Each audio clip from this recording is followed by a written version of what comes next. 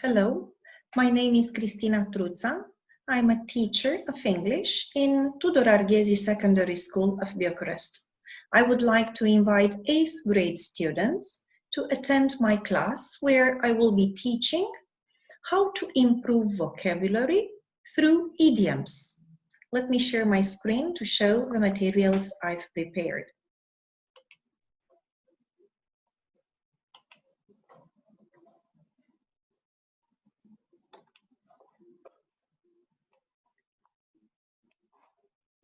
Now, let's remember the definition for the word idiom.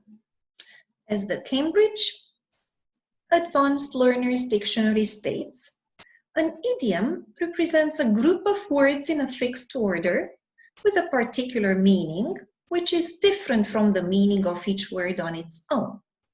Surely you remember some other features, such as they have figurative, non-literal meaning. They are used in informal rather than formal language. If used correctly, idioms show creativity and mastery of the language, which is an important asset in exams. But they are not always easy to guess in meaning. They are not always easy to learn. Their keywords may sometimes be confusing.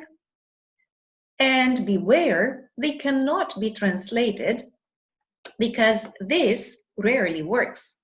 Let me explain. I've picked two idioms which are very similar in meaning and form, both in Romanian and English. Have a look. To move at snail's pace means to move very slowly. To break the ice means to relieve tension, both in Romanian and in English.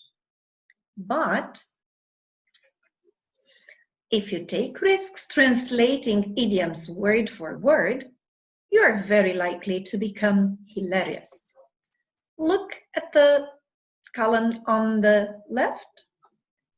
I translated word for word 3 Romanian idioms: selling donuts, fighting the windmills, at horse's Easter. An English speaker would understand nothing when listening to these. An English speaker would use the following ones: fooling someone, throwing straws against the wind, or when pigs fly. Okay, so let's have a closer look. The Romanians say selling donuts for situations where the English say fooling someone. When the Romanians interpret a situation as fighting with the windmills, the English would go throwing straws against the wind. When the Romanians refer to the horse's Easter, the English would say when pigs fly. Look at this picture. A Romanian would interpret it as she's running like eating the ground, whereas an English person would say she's running like hell. So what I want you to remember at this point is that idioms are not to be translated word for word. They are to be learned in the language we study. Let's move on. My intention was to bring this vocabulary bank here, containing 9 idioms, and hopefully by the end of this class, you will have memorized them and you will have been able to use them freely. For the beginning, let's read them carefully and try to concentrate if we can notice some common words, some keywords that might help us divide this group into 2 smaller groups. Let's read and pay attention. To wait until the cows come home, to bite one's head off, to be time for home truths, to eat one's words, to be as safe as a house, to bite more than one can chew, to get on like a house on fire, to butter someone up, and to be nothing to write home about.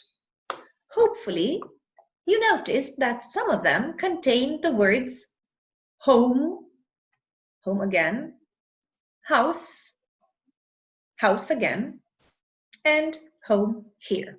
So we could group these under the title home idioms. Let's have a look at the other ones. To bite one's head off, to eat one's words, to bite more than one can chew, or to butter someone up. You definitely noticed the vocabulary related to food. Okay, so let's divide the first group into two smaller groups: house idioms, food idioms. Please bear with me and read them in loud voices together with me. House idioms. To be time for home truth, to be nothing to write home about, to get on like a house on fire, to wait until the cows come home, to be as safe as a house. And now, food idioms. To butter someone up, to bite one's head off, to eat one's words, to bite more than one can chew. Now, let's deal with the first group, the house idioms. Of course, we could work in groups if we were several in this class, but let's deal with both groups individually for today. Good.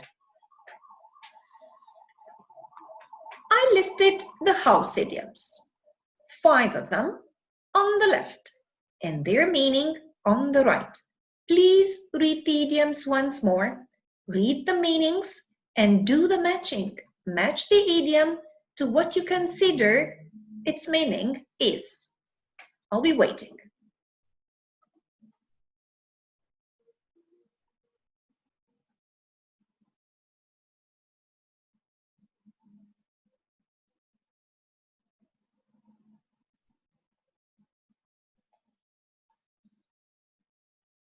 Hopefully, you match them this way.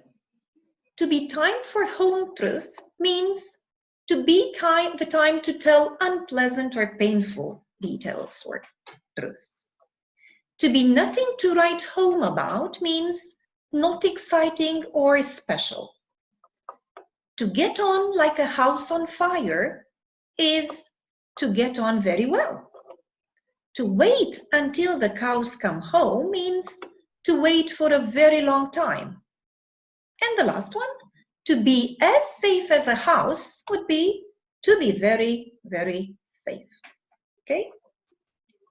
Now, have another look at the list of idioms. Try to take a snapshot of those and memorize them. We'll be practicing memorizing them, of course. Now, if you're ready, let's move on. It is always very useful to remember idioms by imagining situations or remembering situations that brought the idiom to your mind. Look at these pictures and try to associate them to the idioms we've just discussed. The house idioms,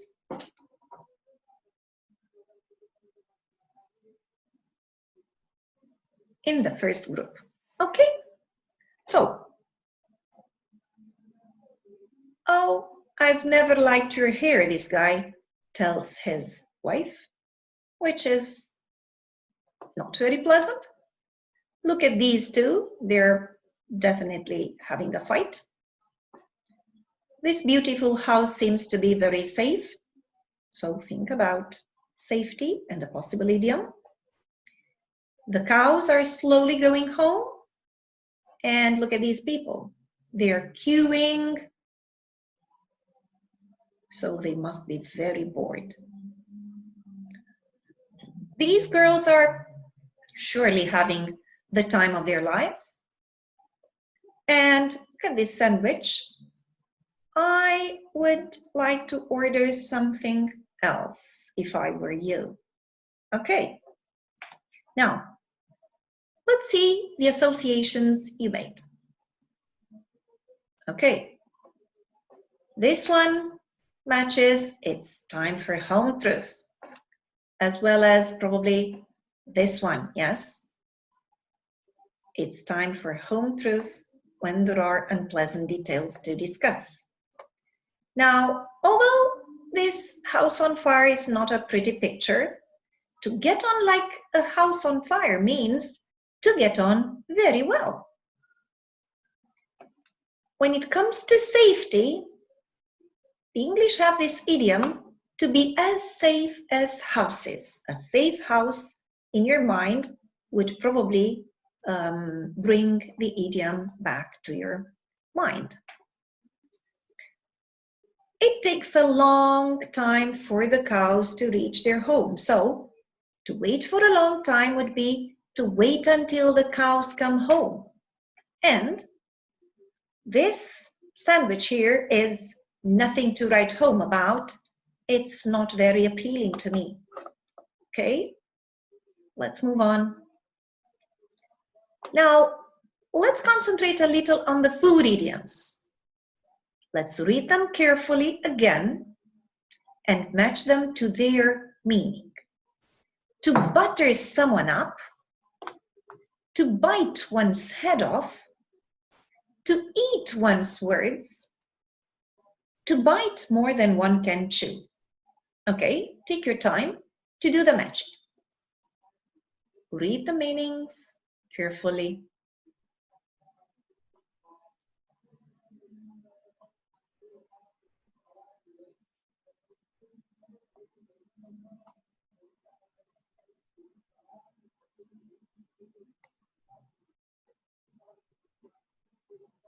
Okay, can we check? So, to butter something up means to try to please someone in order to take advantage out of it. To bite one's head off involves a lot of anger, yes? To speak to someone in an angry way, apparently for no reason. To eat one's words would be to admit that what you said previously was wrong. To bite more than one can chew is to try something which is too difficult for you. All right, let's do the picture exercise with the food idioms as well. So look at these nice photos. Okay, can you remember the food idioms and associate those to these pictures? Okay. I think it is not very difficult. All right, let's check. So, this is very obvious, to butter someone up. Oh, this nice little tortoise goes with to bite more than one can chew. Look at these two. They're trying to eat words. So, to eat one's words. And look at this angry guy, as well as this one, to bite one's head off. To bite one's head off as well. Ready? Now, take your time, close your eyes, try to fix these idioms in your mind. And, of course, you should be able to work more exercises in order to fix what you've just learned. Let's see. I selected a set of pictures showing situations that, if studied attentively, could trigger a certain idiom to your mind. Now, look at the picture and then read the sentence above it and be ready to write down the missing words, thinking of an idiom that suits the situation. Have a look. Despite the great atmosphere at the party, the couple decided, look at them, they're having a nasty talk. So the couple decided, have you written down the idiom? It was time for home truth. All right, let's move on. Let's get another picture. Wow, this girl is so amazed. Look at these ants. They're trying to carry much larger objects than their bodies. Okay, what do you think is a possible idiom that could continue this sentence? Write it down. Let's see. They are definitely biting more than they can chew. All right. Another photo. This couple and their baby are having a brand new car. When he chose the family car he wanted to buy, the first detail to consider was for it to think what parents might want from a brand new car. Write down the new idiom. Let's see if you are right. To be safe as houses. So the parents wanted for the car to be as safe as houses, which means very safe. Oh, this guy looks miserable. Let's see what he's thinking. I can't imagine my dad's reaction when he finds out I crashed my bike into his car. Dad will be furious, of course. Think of a suitable idiom here. Write it down. Let's see. Dad will bite my head off. Right? The next one. Look at the picture. This man is lovingly holding his pet. And then look at the dog. The dog, but they still loved him dearly for his loyalty. Okay, a possible idiom would be, write it down. Let's check. The dog was nothing to write home about, but they still loved him dearly for his loyalty. Okay, one more. Oh, Demi Moore and Bruce Willis, they were husband and wife at a certain point, but after the famous couple's marriage came to an end, the two partners reconsidered their positions, and today, look at them, they look friendly, they would look nice. Think of a possible idiom that fits here. Let's check. They get on like a house on fire. Okay. These kids are having a talk. The girl says, if the weather gets rainy and cold, we won't be allowed to climb the mountain peak tomorrow. Oh, and the boy says, you know, all the boys are eager to compete to get first to the top. The prize is an iPod after all. So, what do you think a possible idiom here might be? Okay, write it down. Let's check. Eat your words, he says. You know, all the boys are eager to compete. Okay. Now, we've got another situation. We've got some students here and a teacher. These two are gossiping. Look at Tom, she says. He knew he would get a poor mark because of his bad essay. Look at Tom. Got the teacher. Yeah, he must be trying to get another chance to improve it. What is Tom doing? Write the idiom and let's check. He must be trying to butter the teacher up to get another chance to improve it. All right. And the last picture. This lady, I can tell you, is a soprano. She's got a sore throat. She's got a problem today. And she's thinking, what shall I do? I have such a sore throat that before I can rehearse again for the concert. Okay? A possible idiom. Write it down. And let's check. I have such a sore throat that I will have to wait until the cows come home before I can rehearse again for the concert. All right. Okay. Now, at this point, I guess you feel more secure with these 9 idioms. Let's have a little more practice.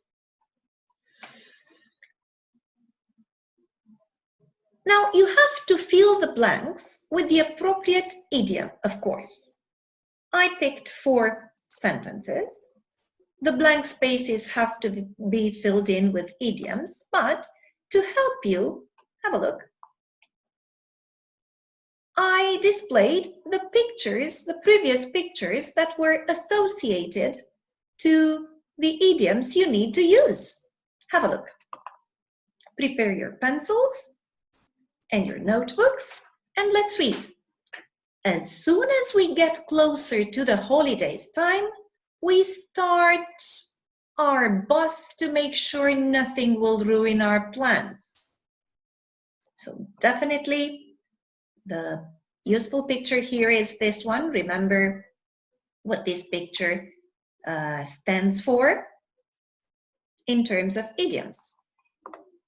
Write the idiom down and let's move on. When the young employer announced their partner's decision to consider the deal off, the company manager almost, okay, remember this picture and the idiom associated to it? Write it down. Okay. I decided to redecorate the house myself, but it recently crossed my mind that I might, remember the tortoise? Okay. Has the idiom popped into your mind? Write it down, please. And the last one. The weather forecast reporter announced bad weather, but the next day when people enjoyed a beautiful sunny day. Okay? Think about this girl eating words and remember the idiom. Please use the verbs in the right form according to the context. Okay, let's check. As soon as we get closer to the holidays time, we start buttering up our bus to make sure nothing will ruin our plans. The second one, when the young employer announced their partner's decision to consider the deal off, the company manager almost bit his head off. He was angry. I decided to redecorate the house myself, but it recently crossed my mind that I might bite more than I can chew. And the weather forecast reporter announced bad weather, but he ate his words the next day when people enjoyed a beautiful sunny day. Okay, good. One more exercise, similar to the previous one. Now, what you need to do is to read the sentences and to pay attention to the words in bold that need to be replaced by idioms. I also displayed the corresponding pictures on your right so that Maybe the idiom pops to your mind.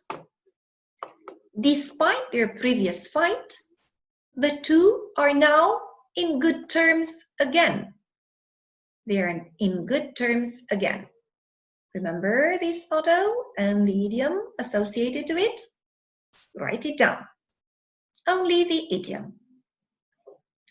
Tanya's classmates mocked at her for the way she looked at the funfair, as they thought her costume was too common. Too common, too common. Okay? Remember the exercise with this picture? What was the idiom associated to it? Please write it down. To replace was too common. The third one. The teacher and the students' parents had a serious talk about the boy's behavior during the chemistry class. Okay. Look at this picture and remember its idiom. Instead of had a serious talk, write the idiom down. The fourth, the mountain cave was the best place to protect the campers from the heavy rain. Okay? Remember this safe house? Please write the corresponding idiom down. And because of the terrible blizzard, Jane had to wait very long before her plane took off. Look at this picture with the beautiful cows and write the idiom instead of to wait very long. Good. Are you ready to check? Right. Despite their previous fight, the two get on again like a house on fire. Tanya's classmates mocked at her for the way she looked at the funfair, as they thought her costume was nothing to write home about. The teacher and the students' parents thought it was time for home truths related to the boy's behavior during the chemistry class. The mountain cave was as safe as houses for the campers to avoid the heavy rain. Because of the terrible blizzard, Jane had to wait until the cows came home before her plane took off. Now we're done. I hope you feel better related to this group of idioms. I hope you have the feeling of having enriched your vocabulary today. Remember, what you need to do is to use them as often as possible, both in written language and in spoken language. I wish you good luck. All the best. Thank you for attending this class. Goodbye.